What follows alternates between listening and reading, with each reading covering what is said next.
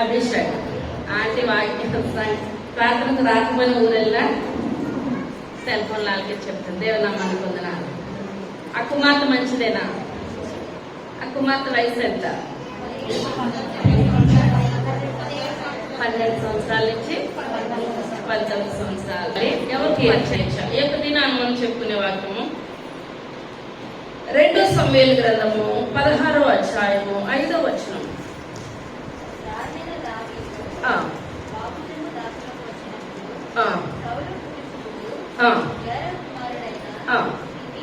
షిమియను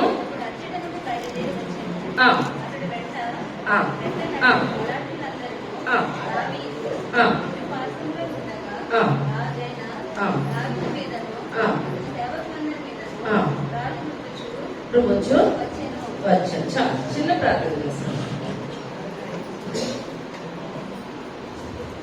పరమా జీవము నాకు నీవా, తిరిగి లేచెను నాతో నుండా. పరమా జీవము నాకు నీవా, తిరిగి లేచెను నాతో నుండా. నిరంతరము నన్ను నడిపించును, మరల వచ్చి యేసుకొని పోవును. నిరంతరము నన్ను నడిపించును, మరల వచ్చి యేసుకొని పోవును. యేసు చాలును, చాలును, యేసు చాలును, చాలును. ఏ సమయమైన ఏ స్థితికైనా నా జీవితములో యేసు చాలును. సర్వశక్తి కలిగిన తండ్రి, కృప కలిగిన తండ్రి, దయ కలిగిన ఆయన, మీ యొక్క దయ కలిగిన శ్రేష్టమైన నామాన్ని బట్టి ప్రభావం లేని వందనాలు, స్తోత్రాలు, స్తుతులు చెల్లించుకుంటున్నాను తండ్రి. అయ్యా ఈ యొక్క దినాలు ప్రభావం ఆయన మేము యొక్క సన్నిధిలో చేరి ఉన్నాం తండ్రి. ఎందువల్లంటే ప్రభావం ఆయన ధర్మశాస్త్ర గ్రంథంలో మోషేకి మీరు తెలియజేశారు ప్రభావం. 6 దినాలు కష్టపడాలి, 7వ దినాన్ని విశ్రాంతి దినం ప్రభావం. అయ్యా మేము విశ్రాంతి దినంలో మేమందరం ఆయన మేము స్తుతించడానికి, మిమ్మల్ని ఆరాధించడానికి ప్రభావం. అయ్యా ఆయన మేమందరం కుటుంబంతో వచ్చిన విధానాన్ని బట్టి మీకు వందనాలు చెల్లించుకుంటున్నాను తండ్రి. అయ్యా మేము నాయన మా సంఘం మాట వినే సంఘం ప్రభా. అయ్యా నాయన సమయానికి వస్తున్నారు ప్రభా. అయ్యా మెండైన దీవులు ప్రతి ఒక్కరు నాయన బాగా పట్టుకొని వెళ్ళాలి తండ్రి. అయ్యా ఖాళీగా వచ్చిన మమ్మల్ని అందరినీ ప్రభా నిండైన ఆత్మతో మమ్మల్ని ఎక్కువని అడుగుతున్నాను నాయన. అయ్యా మేము ఎందులో పడిపోతున్నామేమో, ఎందులో జారిపోతున్నామేమో ప్రభా. అయ్యా వాక్యం ద్వారా మమ్మల్ని ఎత్తు పట్టుకోమని అడుగుతున్నాను నాయన. వాక్యం ద్వారా మా ప్రవర్తన మేము సరి చేసుకునే కృపను దయచేయండి నాయన. అయ్యా మళ్ళీ వస్త్రాలతో మేము ఉన్నామేమో నాయన, పరిశుద్ధమైన వస్త్రాలు మాకు దయచేయండి నాయన. అయ్యా మాకు మనసును పరిశుద్ధపరచండి ప్రభా. అయ్యా అతల నుంచి కాలు వరకు మీరు ముట్టండి, స్వస్థపరచండి నాయన. అయ్యా మీ వాక్యం నాయన బాగా ఫినిచుండగా ప్రభా నాయన మీరుండండి ప్రభా. నాయన చెప్పుచుండగా నాకు నోటు కోరకు ఉండండి ప్రభా. అయ్యా ఉంచిన బిడ్డల్లో మీరుండండి నాయన. ఈ యొక్క ఆరాధన ఆదరించేంత వరకు నాయన మీరే తోడుగా నెడుకుంటూ మహిమ ఘనత ప్రభావాలు పొందమనండి. త్వరగా రాబోచున్న యేసయ్య నామమున వేడుకొంచున్నాము తండ్రి, ఆమేన్. హల్లెలూయా. చదివిన వాక్యం మళ్ళీ చదువుకుందాం. రాజైన దావీదు బహరీము దాపునకు వచ్చినప్పుడు గేరా కుమారుడైన బయలుదేరి వచ్చెను. దావీదును శపించుచు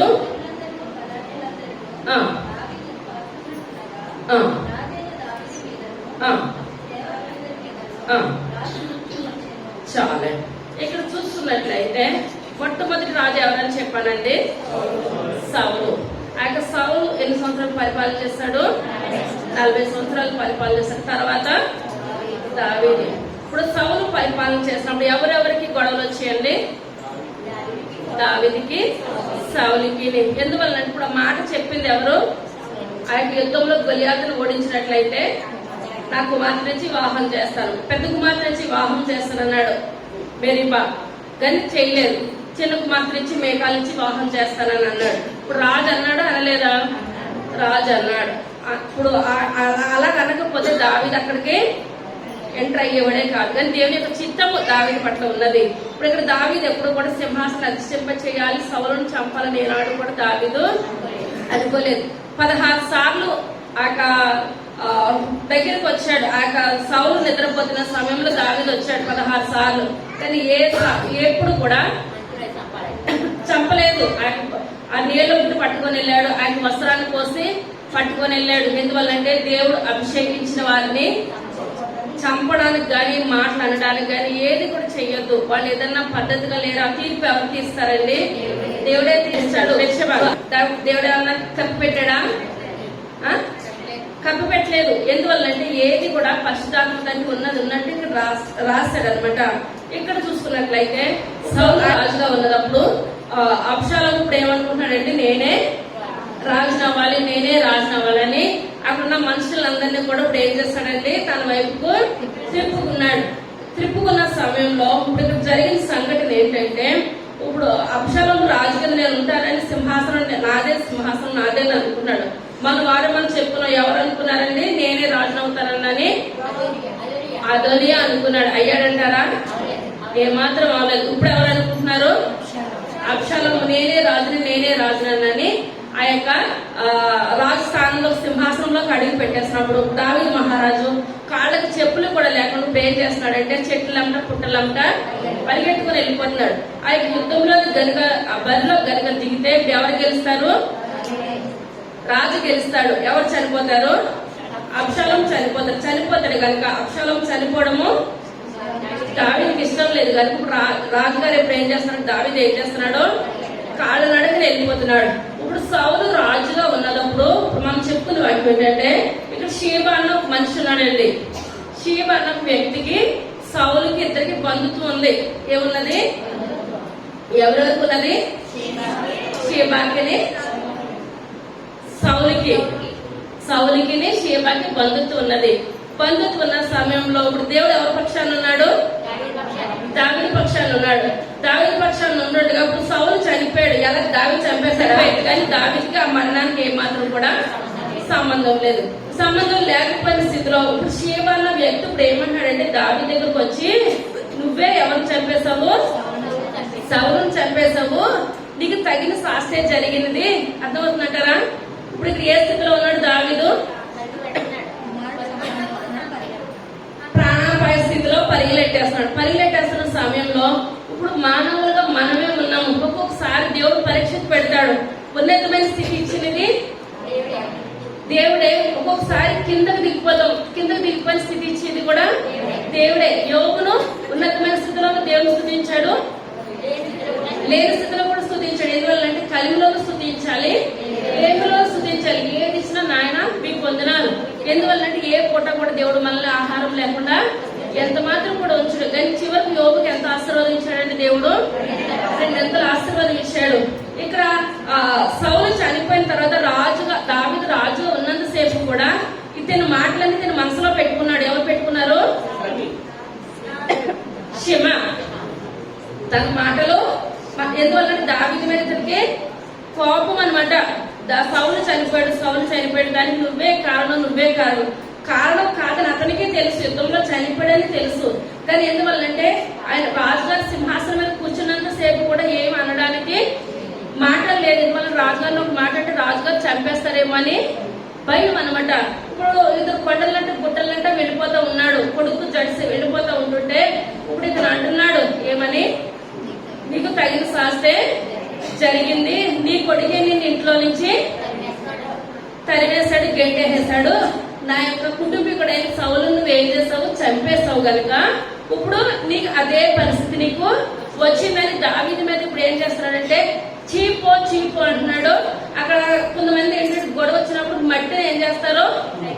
పైకి చాలా చెడ్డ లక్షణం అనమాట. అది ఏమాత్రం కూడా ఆ ఇసురు ఎవరి మీద పడుతుంది? ఎవరి ఇసురితే వాళ్ళ మీదకే పడుతుంది, బయట వాళ్ళ మీదకి ఏమాత్రం కూడా కాదు. ఎందువల్లంటే తీర్పు ఎవరి వశంలో ఉన్నదండి? దేవుడి వశంలో ఉన్నది. ఇప్పుడు ఇక్కడ దావీదు మహారాజు కొడుకులో ఒక మాట అనట్లేదు, దేవుడిని కూడా ఒక మాట అనట్లేదు. నాయన నేను ఆ యుద్ధంలోకి వెళ్ళినట్లయితే నా కుమారుడే చనిపోతాడు కదా, నేను పారిపోతాను అనుకున్నాడు అంతవరకే. కానీ పితరికి ఎందుకంటారండి, నీకు తగిన శాస్తి భలే జరిగింది, నీ కొడుకు నీకు తగ్గ పని చేశాడు అనేసి దావీదు మహారాజు మీద ఒక్కొక్క రాయ గిరట్లు పెట్టేస్తా ఉండి ఆయన మట్టి ఏం చేస్తున్నాడంటే ఎత్తు పోసేస్తున్నాడు. ఎవరి మీద?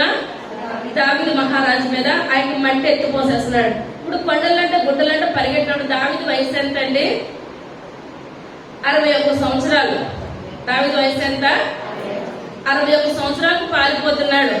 అబ్షాలోము వయసు ఎంత అంటే 29 సంవత్సరాలు. ఎంతండి? ఎవరు ముందు పరిగెట్టేస్తారు? కుమారుడే మంచి వయసులో ఉన్నాడు. ఇప్పుడు 61లో 29 తీసేయండి, ఎంత వస్తుంది? 32. మళ్ళా వాక్యంలోకి వచ్చేద్దాం. 2 సమయాలు 16వ అధ్యాయము 6వ వచనం.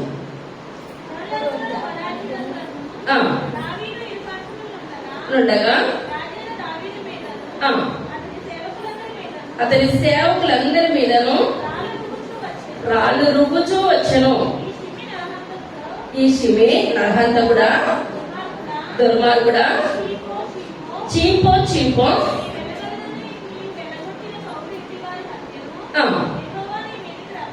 నీ మీదకి రప్పించి చాలు. ఇక్కడ ఒక్కొక్క మాట చెప్పుకుందాము. ఇప్పుడు సౌలు ఎన్నిసార్లు దొరికాడు దావీదుకి? 16 సార్లు. చంపాడంటారా? చంపలేదు. ఇప్పుడు ఇక్కడ ఫస్ట్ మాట ఇప్పుడు ఏంటంటే నరహత్య ఏమన్నా చేశాడంటారా? దుర్మార్గుడు అంటున్నాడు. దుర్మార్గం ఏమన్నా చేశాడంటారా? దావీదు ఏమాత్రం కూడా దుర్మార్గం చేయలేదు. తర్వాత చీపో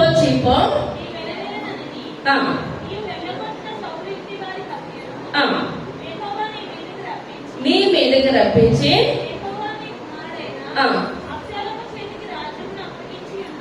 చాలా. ఇప్పుడు ఏమన్నా రాజ్యం అప్పగించేశాడా? ఇప్పుడు అబ్షాలోము నిలబడిపోయి దావీదు ఏమన్నా కిందకి వెళ్ళిపోయాడంటారా? ఇప్పుడు ఇది ఒక్క మాట అనేది కరెక్ట్ గా ఉంది ఇతను చెప్పిన మాట. ఇప్పుడు ఏంటంటే ఇంతకాలం తన మనసులో దాచుకోలేదు. ఇప్పుడు ఏం చేస్తున్నాడండి? ఒక్కొక్కటి బయట పెట్టేస్తున్నాడు. ఇప్పుడు ఎవరిని నరహత్య చేయలేదు. ఇప్పుడు ఎవరిది ఏమి దొంగతనం ఇతను ఏమాత్రం చేయలేదు. ఇప్పుడు చీపో అంటున్నాడు. నీ కుమారుడు నిన్ను ఏం చేస్తున్నాడో రాజ్యాన్ని తీసేసుకొని బయటికి పంపించేస్తున్నాడు అంటున్నాడు. కానీ ఒక్క మాట కరెక్ట్ లేనప్పుడు మనకి ఏమనిపిస్తుంది? ఇప్పుడు మళ్ళీ ఎవరైనా ఏదో మాట అన్నారనుకోండి, అందులో మనకు తప్పు ఉంటే భరిస్తాం. నాయన నాకు తెలుసో తెలుకో తప్పు చేశాను కనుక చేసిన దానికి నేను ఏం చేస్తున్నాను? శిక్ష అనిపిస్తున్నాను. కానీ ఒక్క మాటలో ఏదైనా ఉన్నదంటారా దావీదుకి? ఏది కూడా లేదు. తర్వాత కనుకనే ఈ మోసంలో నువ్వు చిక్కుబడి ఉన్నావని సిరియా కుమారుడైన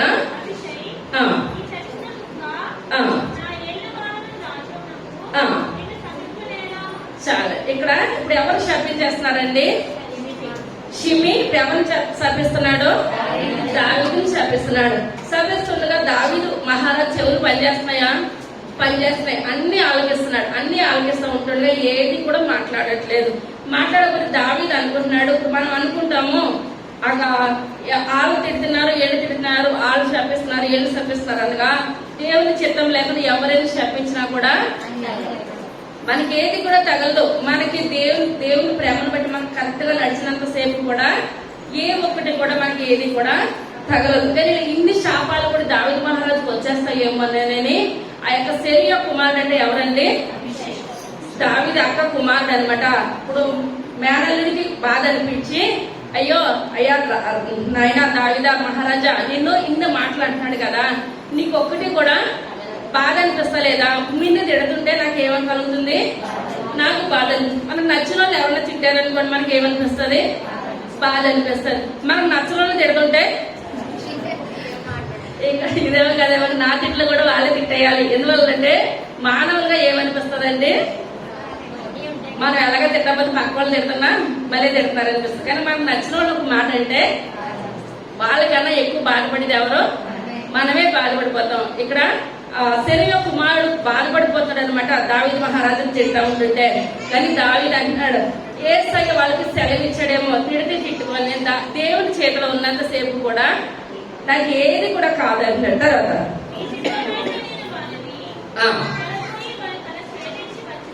ఛేదించి వచ్చేదను. సెరూయా కుమారులారా వారిని సమీపనీయుడి.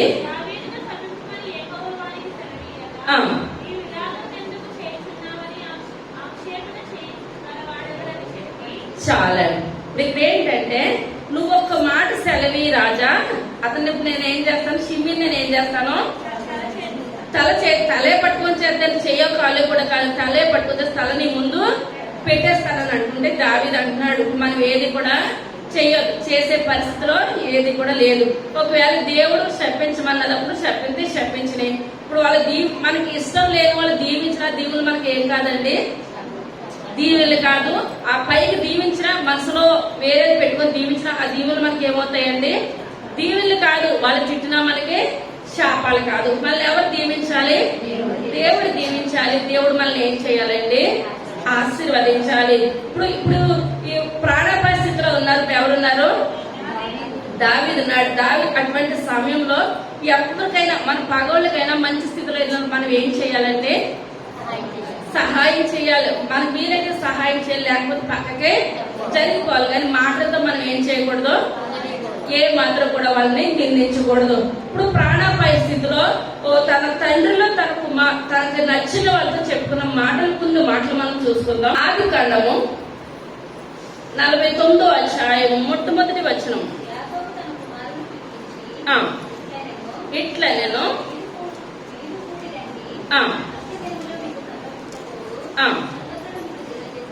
సంగతులను మీకు తెలియజేస్తుంది. ఎవరెవరు చెప్తున్నారండి, యాకోబు 12 మంది కుమారులు. ఇప్పుడు ఎవరైనా చనిపోయినప్పుడు అబద్ధాలు మాట్లాడతారా, లేదా మోసం మాటలు మాట్లాడతారా, మంచి మాట్లాడతారా? మంచి. నేను ఎన్ని నిమిషాల్లో ఉంటానో, ఎన్ని క్షణాలు ఉంటానో నాకు తెలియదు కనుక ఇంకా అక్కడ ఆ ప్రతి ఒక్క మాట కూడా చాలా వినాలి. అది ఏంటంటే కరెక్ట్ అయిన మాట, అందులో అబద్ధం కానీ మోసం కానీ. బ్రతికిన జీవితం ఎలాగుండనివ్వండి, కానీ ఇప్పుడు ఆ చనిపోయే ముందు ఎంత దుర్మార్గులైనా సరే ఏం మాట్లాడతారండి, మంచి ఉన్నది ఉన్నట్టే మాట్లాడతారు. ఎందువల్లంటే ఉన్నది ఉన్నట్టు మాట్లాడకుండా చనిపోయారు అనుకోండి, తర్వాత చెప్పడానికి కూడా ఏ మాత్రం కూడా ఉండదు. ఇప్పుడు ఎవరెవరితో చెప్తున్నారు, యాకోబు 12 మంది కుమారులు పిలిచి 12 మంది కుమారులు ఆశీర్వదిస్తున్నాడు. వాళ్ళ యొక్క జీవితాలు భవిష్యత్తులో చెప్తున్నాడు. తర్వాత కూడి వచ్చి ఆలోచించుడి, రూబేను నువ్వు నా పెద్ద కుమారుడవు,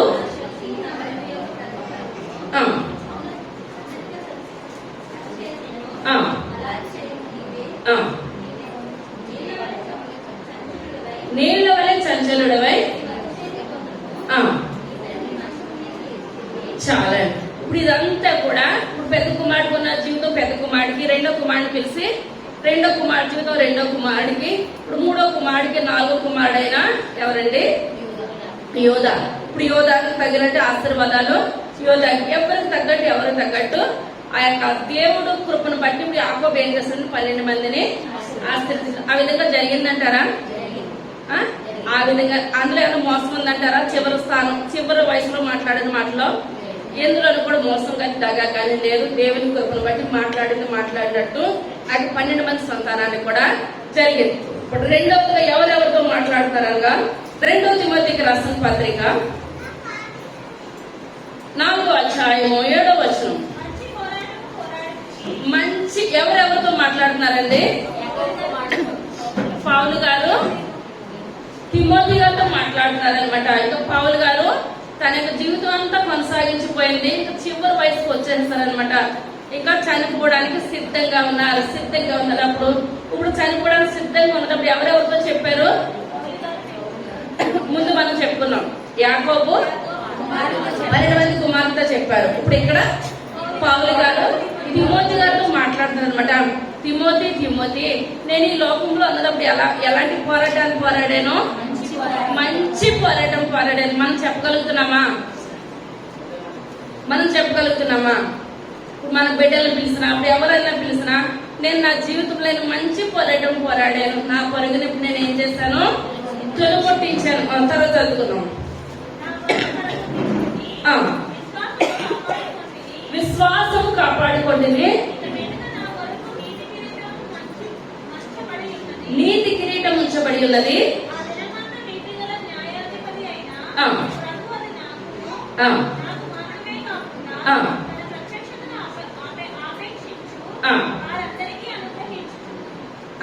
ఇక్కడ ఎవరెవరితో మాట్లాడతారనగా పౌలు గారు తిమోతితో మాట్లాడి, తిమోతి నేను ఎలాంటి పోరాడాను, మంచి పోరాడాను, నా పరుగును తొలగొట్టించాను, విశ్వాసమును కాపాడుకున్నాను కనుక నాకు పరలోక రాజ్యంలో ఏమున్నది, మంచి కిరీటం ఉన్నది.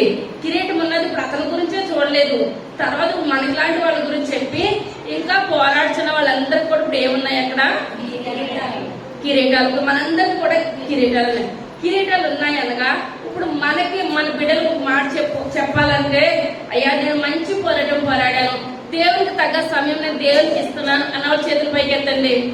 పౌలు గారు చెప్పినట్టు మనం చెప్పగలగాలి. నేను అన్నది అర్థమవలేదా? అర్థమైందంటారా? పౌలు గారు చెప్పేశారా నేను మంచి పోరాడేదని? మనం చెప్పాలి. మనం చెప్పగలుగుతున్నామా? చెప్పుతానో చేతులు పైకి ఎత్తండి. ఆ స్థితిలో నేను ఉన్నాను, నేను మంచి పోరాడాను, నా పరుగు నేను తొలగొట్టించాను, నేను జీవ కిరీటం పొందుకుంటాను అని నేను నా బిడ్డలకు కానీ నా సంఘస్థులు కానీ చెప్పగలిగే స్థితిలో ఉన్నవాళ్ళు చేతులు పైకి ఎత్తాలి. అర్థమైందంటారా? ఇర్మియా గారు అర్థమైందంటారా? మనం ఏం చేయలేదు. మన ప్రార్థనా జీవితాన్ని బట్టి మన మనస్సాక్షి మనకి ఏం చేస్తుందండి? చెప్తాడా చెప్పదా? నేను మంచి విశ్వాసాన్ని పోరాడుతున్నాను, చెడ్డ విశ్వాసాన్ని పోరాడుతున్నాను మనకి మనం చెప్పుకోవాలన్నమాట. ఇప్పుడు మరొకసారి అవకాశం ఇచ్చినప్పుడు మీరు ఏం చేయాలి? నాయన నేను ఇప్పుడు ఏం చేస్తాను, మంచి పోరాడుతున్నాను నాయన, నా పరుగు నేను తిమోతి ఆ పౌలు గారి వల్లే మంచి పోరాడతాను, నా పరుగుని తొలగొట్టిస్తాను అని మనం ఇప్పుడు ఏం చేయాలని ఎదురు వాళ్ళు చెప్పే స్థితిలో మనము ఉండాలంటే అంత ప్రార్థనా జీవితం జీవించాలి. ప్రతి ఇంట్లో కుటుంబ ప్రార్థన ఎంతమందికి ఉన్నదండి? కుటుంబ ప్రార్థన చప్పట్లు కొడదాం. ప్రతి కుటుంబంలో ఏముండాలి? గట్టిగా కొట్టాలి. కుటుంబ ప్రార్థన అంటే ఆశామాషం కాదు. కుటుంబ ప్రార్థన ప్రతి కుటుంబంలో ఉండాలి. ప్రతి దినము బైబిల్ చదవమని చెప్పాను. ఎంతమంది చదువుతున్నారు? చేతులు పైకి ఎత్తాలి. ప్రతి దినము చదవాలి. క్యాలెండర్లది కాదు, బైబిల్ తెరిచి ఏం చేయాలి? చదవాలి. చదివడం అంటే ఏదో ఒక మాట చదివేస్తాం. చప్పట్లు కొడదాం. ప్రతి దినము ప్రార్థన చేయాలి. ప్రతి దినము ప్రార్థన చేయాలి. చప్పట్లు కొడదాం. గట్టిగా కొట్టాలి. ఎందువల్లంటే పైన ఉన్న దూతలు ఏం చేయాలండి? కిందకి వచ్చేయాలన్నమాట. టక్క పేర్లు రాసేసుకోవాలి. ఎవరెవరు ప్రారంభ ముందు వస్తున్నారన్న పేరు ఇప్పుడు ఏం చేయాలండి? జీవగ్రంథంలో ఎక్కిపోవాలి. ఏ కుటుంబంలో కుటుంబ ప్రార్థన ఉంటుందో మనం ఏం చేయాలంటే శనివారం ఆ కుటుంబ ప్రార్థనలో ప్రార్థన చేసుకున్నప్పుడు, ప్రభా రేపు నేను మీ యొక్క మందిరానికి వెళ్తున్నాను, ఆయన పొట్టి హృదయాలతో వెళ్తున్నాను, నన్ను ఎలా మార్చాలి?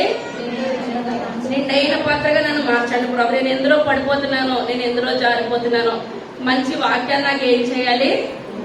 నాకు దయచేయాలి. అక్కడ చెప్తారు కానీ అది విని బుద్ధిని నాకేం చేయాలి? పుట్టించండి ప్రభా. ఎంత చెప్పినా మనం నిద్రపోతా ఉంటే ఏది కూడా ప్రయోజనం ఎంత మాత్రం కూడా లేదు. మనం ఏం చేయాలంటే ప్రార్థన శనివారమే మనం సిద్ధపాటు చేయాలి. ప్రభా నేను ఎందులో జారిపోతున్నాను, వాక్యం ద్వారా నన్ను మీరు ఏం చేయాలి? సరి చేయండి అయ్యా, నన్ను సిద్ధపాటు చేయండి, నన్ను బలపరచండి అని మనం ఏం చేయాలి? దేవుని సన్నిధిలో ప్రార్థన చేయాలి. ప్రతి విషయంలో ముందుకు ఉండాలి. మనం దినదినము వాక్యం చదవాలి, దినదినము ప్రార్థన చేయాలి. మన కుటుంబంలో కుటుంబ ప్రార్థన ఉండాలి. మనం దేవునితో సాంగత్యం ఉండాలి. భయంకరమైన దినాల్లో ఉన్నాము.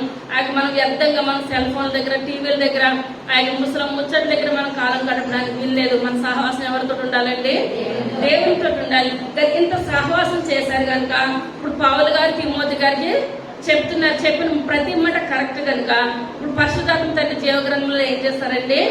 ప్రతిదీ వ్రాయించారు. మనం కరెక్ట్ గా చేతులెత్తినట్లయితే మన పేర్లు కూడా జీవగ్రంథంలోకి ఏమవుతాయి? రాయించబడతాయి అనమాట, లిఖించబడతాయి. ఆ యొక్క మూడవది ఇంకొకరు మాట్లాడుతున్నారు ఆ యొక్క తండ్రి కుమారుడితోటి. మొదటి రాజుల గ్రంథము 2వ అధ్యాయము 8వ వచనం.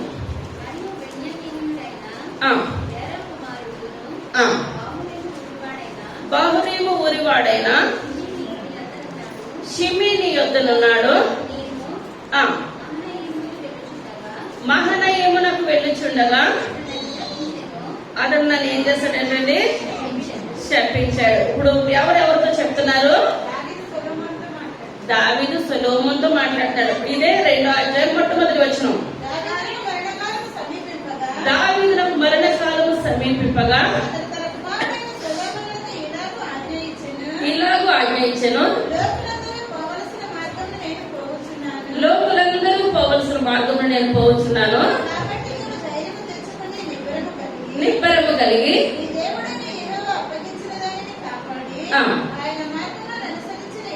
అనుసరించిన ఎడల ఎక్కడికి తిరిగినాను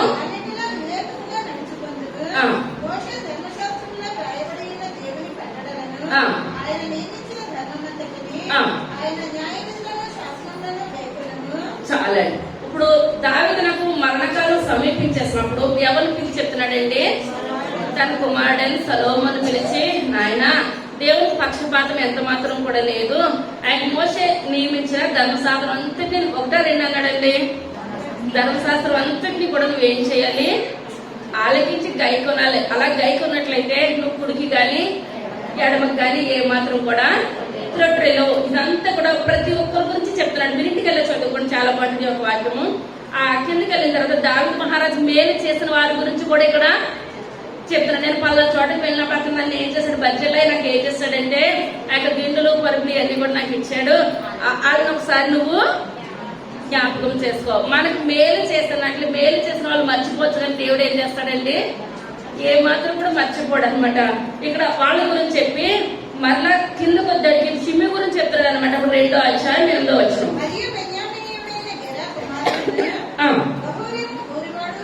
బహురీము ఊరివాడునైనా షిమీని యొద్దనున్నాడు.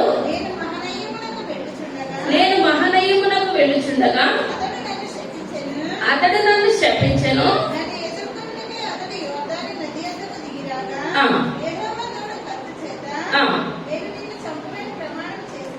చాలండి. ఇక్కడ ఇప్పుడు ఏంటంటే ఆ షిమి ఇప్పుడు ఏం చేస్తున్నాడంటే తిడుతున్నప్పుడు ఇప్పుడు ఆ సెరూయా కుమారుడు అభిషయి, ఆ సెరూయా కుమారుడు ముద్ర చెప్పుకున్నాం కదండి. అందులో ఇప్పుడు అభిషయి నేను నిమిషంలో అతను చెప్పి నేను ఏం చేస్తాను, తల ఛేదించేసి దగ్గరికి పెడతానని చెప్పినప్పుడు దావీదు ఏమన్నాడండి? ఏమీ చెయ్యొద్దు, దేవుడు అతను తిట్టమన్నాడు, తిట్టుకొని నువ్వు అతని జోలికి ఏమాత్రం కూడా వెళ్ళొద్దు అని అన్నాడంటే మర్చిపోయాడు అని అనుకున్నాను. కానీ దావీదు ఏది కూడా మర్చిపోలేదు. ఆయన చేసిన మంచి మర్చిపోలేదు, ఆయన చేసిన చెడు కూడా మర్చిపోలేదు. కానీ ఇది మనసులో పెట్టుకొని ఇంక నిమిషంలో చనిపోతాడు అనమాట. ఇంకా చనిపోయే స్థితిలోనూ తన బాధ అంతా కూడా తన కుమారుడికి చెప్పుకుంటున్నాడు అనమాట. ఇప్పుడు మనకి నచ్చిన వాళ్ళు ఎవరైనా మన ఇంటికి వచ్చినట్లయితే మన మనసులో అంతా ఏం చేస్తామండి? కన్నీటితో చెప్పుకుంటాం. అదే మనకి రాంగ్ గా వచ్చిన వాళ్ళని చూస్తే ఏడ్చి కూడా ఆగిపోయి బాగున్నారంటే రోజుకు 4-5 కూరలు వండుకుంటున్నామని చెప్తాం. ఎందువల్లనంటే ఉన్నా లేకపోతే ఎలా చెప్పుకుంటామండి? గొప్పగా చెప్పుకుంటాం. మళ్ళా 2 అంటారు, నీకు భలేగా అయింది షిమి అన్నాడు కదండి, ఇలాగ అంటాడు కదా నన్ను, ఏమీ లేకపోయినా మంచిగా ఉన్నదని చెప్పుకుంటాం. కానీ మనకి మన హృదయాన్ని హత్తుకునే వాళ్ళు వచ్చినట్లయితే మనలో మన బాధ అంతా కూడా వ్యక్తపరుచుకుంటాం. ఇప్పుడు దావీదును చూసేటప్పుడు ఇంకా సొలొమోను చూసేటప్పుడు చనిపోవడానికి కూడా సిద్ధంగా ఉంటున్నాడేమో. ఇప్పుడు తిని అంటున్నాడు అనమాట ఆ యొక్క కుమారుని చూసి, అయ్యా నువ్వు నీ యొక్క అన్నగారైన అబ్షాలోము నేనే రాజు నన్ను తరుముకుంటూ వచ్చినప్పుడు నేను బహురీము గట్టుల చాటు నేను పారిపోయాను కదా, కాళ్ళకి చెప్పులు కూడా లేకుండా పారిపోయినప్పుడు నా వెనకాల చాలా మంది నన్ను ఓదార్చడానికి వచ్చారు, రకరకాలుగా వచ్చారు. కానీ ఇక్కడ షిమి అన్నవాడు ఏంటంటే వాళ్ళందరి ముందు కూడా నన్ను దుర్మార్గుడు, చీపరు, నువ్వు హంతకుడు, నువ్వు అలాగా ఇలాగని ఆయన రాళ్ళు ఎగరగొట్టేసి దుమ్ము ఎగరగొట్టేసి నన్ను రకరకాలుగా తిట్టాడు, రకరకాలుగా హింసించాడు. కానీ అప్పుడు నేను ఒకటే మాట అనుకున్నాను దేవుని సన్నిధిలో, ప్రభువా కత్తి చేత నేను ఏం చేయను, చంపను. ఇప్పుడు ఆ యొక్క సెరూయా కుమారులు వచ్చి తల పట్టుకొని నా దగ్గరికి పట్టుకొని వచ్చేస్తానన్నారు. కానీ నేను ఒకటే మాట అన్నాను, దేవుడే చూసుకుంటాడు కానీ నేను ఏ మాత్రం చంపనని ఒట్టు పెట్టుకున్నాను. ఇప్పుడు నేను చనిపోతానికి సిద్ధంగా ఉన్నాను కదా, అతను ఏ మాత్రం కూడా మంచివాడు కాదు. నీ రాజ్యం పోతే అతను ఎలాంటి వాడు? పండగ చేసుకుంటే మనిషి. నువ్వు బాగున్నంతసేపు నీ దగ్గర కూర్చొని అతను ఏం చేస్తాడు? బాగున్నంతసేపు తింటాడు. నీ రాజ్యం కానీ పక్కకి వెళ్ళిపోయిందంటే నేను కూర్చొని అతను ఏం చేస్తాడు? నా గురించి పండగ చేసుకున్నట్టు నీ గురించి కూడా అలాగే చేసుకుంటాడు కనుక అతను నువ్వు ఎంత మాత్రం కూడా నమ్మొద్దు. ప్లస్ ఇప్పుడు ఏంటంటే ఏ కారణం లేకుండా అతన్ని చంపొద్దు. కారణం చూసుకుని నువ్వేం చేయాలి? చంపాలి. కారణం చూసి చంపాలని ఒకే ఒక మాట. తర్వాత ఏమంటాడంటే ఆయన మంచోడని ఎంత మాత్రం కూడా నువ్వు సింహాసనం వెళ్ళలో కదా మంచిగానే మాట్లాడతాడు. మంచోడని ఏ మాత్రం కూడా నువ్వు ఎంచొద్దు. నీవు సుబుద్ధి గలవాడవు కనుక వానినేమి చేయవలెనో అది నీకు తెలియను.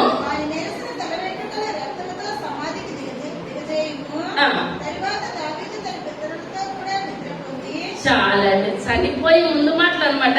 ఏం మాటలు? ఇప్పుడు చాలా మంది ఏం చేస్తారు? ఆ బ్యాంక్ లో అంత డబ్బులు పెట్టాను, ఇక్కడ ఇంత డబ్బులు పెట్టాను, ప్లస్ అప్పులు చూపిస్తే వాళ్ళకి అంత ఇవ్వాలి, నీకు ఎంత ఇవ్వాలి, తీసుకురాలి, ఇది అయిపోయారని నిన్ను తిడతారు. ఆ మాటలు మనకి వద్దు. వాళ్ళకి అది డబ్బు ఇచ్చేస్తే అంటారు. లేకపోతే మనకి ఆస్తుంటే ఆస్తి మనకి చెప్తాడు. కానీ ఇప్పుడు ఇతను అంటున్నాడు అతను మంచిగా అయితే ఏమాత్రం కూడా చనిపోవద్దు. నువ్వు అతన్ని పట్టి నువ్వు ఇప్పుడు అతన్ని ఏం చేయాలి? గమనించాలి, చూడాలి. చూసి తగిన శిక్ష వచ్చినప్పుడు అతను నువ్వు చంపు. శిక్ష లేకుండా ఏ మాత్రం కూడా నువ్వెంత మాత్రం కూడా చంపొద్దు అని చివరిసారిగా మాట తీసుకొని దావీదు మహారాజు ఇప్పుడు ఏం చేస్తాడంటే కన్ను మూసేస్తాడు అనమాట. ఇప్పుడు అదే 2వ సమూయేలు గ్రంథము 16వ అధ్యాయము 9వ వచనం.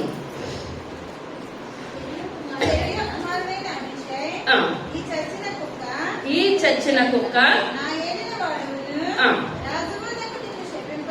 శపింపనేలా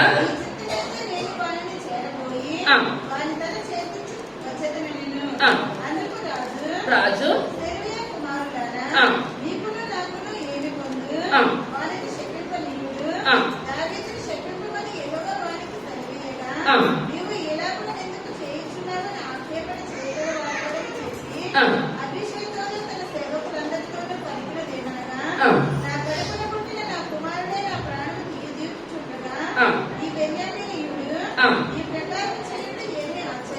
ఆశ్చర్యము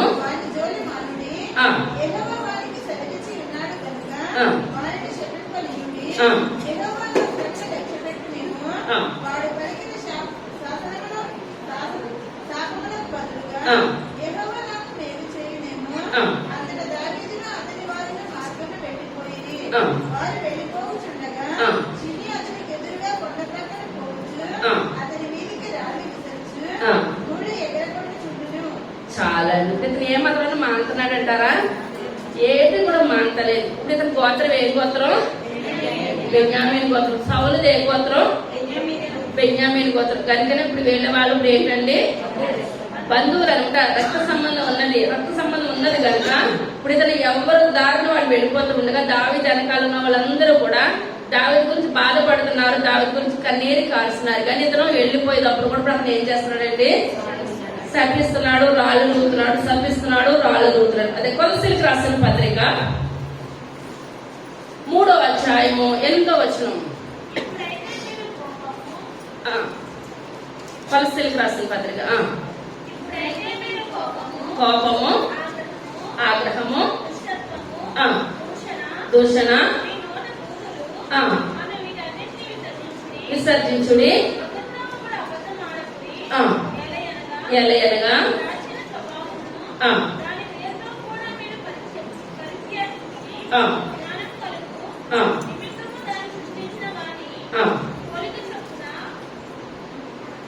ఫస్ట్ నుంచి మళ్ళీ ఇప్పుడైతే మీరు కోపము, ఆగ్రహము, దుష్టత్వము, దూషణ, మీ నోట బూతులు చాలండి. మనకి ఇప్పుడు ఇక్కడ కొలసీలకు రాసిన పత్రికలో పౌలు గారు ఏమని మాట్లాడుతున్నాడు? మనకి ఏమనకూడదు అంటండి? కోపము, ఆగ్రహము, దుష్టత్వము, దూషణము, మీ నోట బూతులు. కొంతమంది మాట్లాడితే మాట ముందు బూతులు మాట వెనకాల బూతులు, అబద్ధాలు ఇవన్నీ కూడా వస్తూ ఉంటాయి. ఇప్పుడు ఎవరికి రావద్దంటండి? మనకి దేవుని సన్నిధిలో ఉన్న మనకి ఏ ఒక్కటి కూడా రావడానికి ఎంత మాత్రం కూడా వీలు లేదనమాట. ఇవన్నీ ఇప్పుడు ఎవరిలో ఉన్నాయి? షిమ్మిలో ఉన్నాయి. దేవుని నామానికి వందనాలు. ఇప్పుడు షిమ్మి అనగా ఇప్పుడు ఏంటంటే వినువాడు అని అర్థం అండి. షిమ్మి అంటే ఏంటి? వినువాడు లేక కీర్తి ప్రతిష్టలు కలిగిన వాడు. ఏంటంటే షిమ్మి అనగా వినువాడు లేక కీర్తి ప్రతిష్టలు కలిగిన వాడు. అంటే ఇప్పుడు మనం అనుకోవచ్చు ఇప్పుడు ఇతరులో రెండు కూడా లేవు కదా. షిమ్మి ఏంటంటే బైబిల్ గ్రంథంలో మొత్తం 18 మంది మనుషులు ఉన్నారు షిమ్మి అని పేరు గలవారు. ఎంతమంది ఉన్నారండి? 18 మంది మనుషులు ఉన్నారు. ఇప్పుడు మన పేర్లు, మన తల్లిదండ్రుల పేర్లు మనందరూ కూడా మంచి మంచి పేర్లే పెడతారు, చెడ్డ పేర్లు ఎవరికి కూడా పెట్టరు. కానీ పేరుకి తగ్గ జీవితం కావాలని తల్లిగా తండ్రిగా మనం ఏం చేయాలి? ప్రార్థన చేయాలి. కానీ పేరుని బట్టి వాళ్ళ జీవితాలు మారతాయేమో అని మనం ఏం చేయాలండి? దివారాత్రులు వాళ్ళ గురించి మనం కన్నీరు కార్చి ఆయన పేరుకి తగ్గ జీవితాన్ని వాళ్ళకి దయచేయండి ప్రభావం అని ప్రార్థన చేయాలి. ఇప్పుడు షిమ్మి అనగా అర్థం ఏంటండి? వినువాడు లేక కీర్తి ప్రతిష్టలు కలవాడు. ఇతను కీర్తి ప్రతిష్టలు ఏ విధంగా ఉన్నాయి? తిడతంలో ఉన్నాయన్నమాట. కీర్తి ప్రతిష్టలు ఎలాగున్నాయండి? ఒకరినొకరు తిట్టడంలో ఉన్నాయి. ఇప్పుడు ఇక్కడ పౌలు గారు మాట్లాడుతున్నారు, తిట్టడం కానీ వ్యర్థమైన మాటలు కానీ ఏది కూడా మన నోటికి ఏది రావద్దు. మనం ఏది మాట్లాడినా పరిశుద్ధ గ్రంథంలో పైన ప్రతి మాటకు లిఖించబడుతుంది. ప్రతి మాటకి మనం ఏం చేయాలంటే పైన తీర్పు తీర్చాలి. మనం తెల్లారు లేసిన మాటలు పడుకునే వరకు ఎన్ని మాటలు మాట్లాడుతున్నాం, అన్ని మాటలకి ఎన్ని నిజాలు ఉన్నాయో, ఎన్ని అబద్ధాలు ఉన్నాయో, ప్రతి మాటకి కూడా మన పైన ఉంటదండి తీర్పు దినాన్ని మనం నిలబడాలి. కానీ ఇతనికి అయితే లేవు. కానీ 18 మంది ఇప్పుడు మనుషులు ఇప్పుడు మనకు వద్దు. కానీ 18 మంది మనుషులు ఎంతమంది ఉన్నారంటే షిమ్మి అనగా 18 మంది బైబిల్ గ్రంథంలో ఉన్నారు. షిమ్మి అనగా ఏంటి? వినువాడు లేక కీర్తి ప్రతిష్టలు కలిగిన వారు. మత్తయి సువార్త 5వ అధ్యాయము 10వ వచనం. నీ నిమిత్తము దైన్యులు పరలోక రాజ్యము వారిది. నా నిమిత్తము జనులు మిమ్మను నిందించి హింసించి చెడ్డ మాటలలో పలుకున్నప్పుడు మీరు దైవులు సంతోషించి ఆనందించుడి. చాలా. ఇప్పుడు ఇక్కడ కొండ మీద ప్రసంగంలో దేవుడు మాట్లాడుతున్నారు అనమాట. ఇప్పుడు మన నిమిత్తం ఎవరైనా జనులు నిందించి హింసించి మన మీద చెడ్డ మాటలలో పలుకున్నప్పుడు మనం ఏంటంటే అండి, మనం సంతోషిస్తామా బాధపడతామా? సంతోషిస్తామా బాధపడతామా? బాధపడతాం. కానీ దేవుడు అలాగ అనట్లేదు, సంతోషించండి. మిమ్మల్ని వ్యర్థంగా వేరే ఒకరు మిమ్మల్ని తిడుతున్నారు, తిట్టి కొద్ది మీకు ఏంటండి దీవెనలే. నేను పరలోకంలో గొప్ప దీవెనలు మీకు మెండుగా ఇస్తాను. కానీ మనం అనుకుంటాం నేను మంచి చేశాను కదా, నన్ను ఏంటి మంచితనాన్ని గుర్తించట్లేదంటే మనం అనుకోవచ్చు. కానీ మనం మంచి చేసినప్పుడు మన మీద చెడ్డ అభిప్రాయం ఎదుటి వాళ్ళు పొందినప్పుడు మనకి ఎవరు ఇస్తారంటే ప్రతిఫలము దేవుడు ఇస్తాడు. మరి మానవుడు ప్రతిఫలం ఎంత మాత్రం కూడా వద్దు. మానవుడు తిడుతుంటే దావీదు ఏమన్నాడు? తిడితే తిట్టుకోలేమని అన్నాడా? మాటకి మాట చెప్పాడంటారా? మాటకి మాట చెప్పలేదు. కనుక ఇప్పుడు ఎవరు పూనుకున్నారండి? ఇక్కడ దేవాది దేవుడు కలుగ చేస్తున్నాడు. ఇప్పుడు వాళ్ళు ఉండని దావీదు ఒక మాట అంటే అది షిమ్మికి దావీదు మహారాజుకి ఏమాత్రం కూడా ఎంత మాత్రం కూడా తేడలేదు. కనుకనే కొండ మీద ప్రసంగంలో ఇప్పుడు అందరితోటి దేవుడు మాట్లాడుతున్నాడు. నా నిమిత్తం జనులు మిమ్మల్ని నిందించి హింసించి మీ మీద చెడ్డ మాటలలో పలికినప్పుడు మీరు ధన్యులు సంతోషించి ఆనందించండి. పరలోకమంది మీ ఫలం ఇప్పుడు ఏంటండి అధికము. మనం చేసిన కొంచెం దేవుడు ఏం చేస్తాడంటే పెద్దగా చేస్తాడనమాట. పెద్ద ప్రతిఫలాన్ని నేను ఏం చేస్తాను పరలోకంలో మీకు దయచేస్తాను. మనం చేసిన ఎవరికైనా లేనంటే వాళ్ళకు గ్లాసులు చన్నీళ్ళు ఇచ్చామంటే చన్నీళ్ళ ప్రతిఫలము పరలోక రాజ్యంలో దేవుడు మనకి దయచేస్తాడు. ఒకవేళ చన్నీళ్ళు తాగేవాళ్ళు మర్చిపోవచ్చాము, కానీ దేవుడు ఏమాత్రం కూడా మర్చిపోయే దేవుడు అయితే ఎంత మాత్రం కూడా కానే కాదు.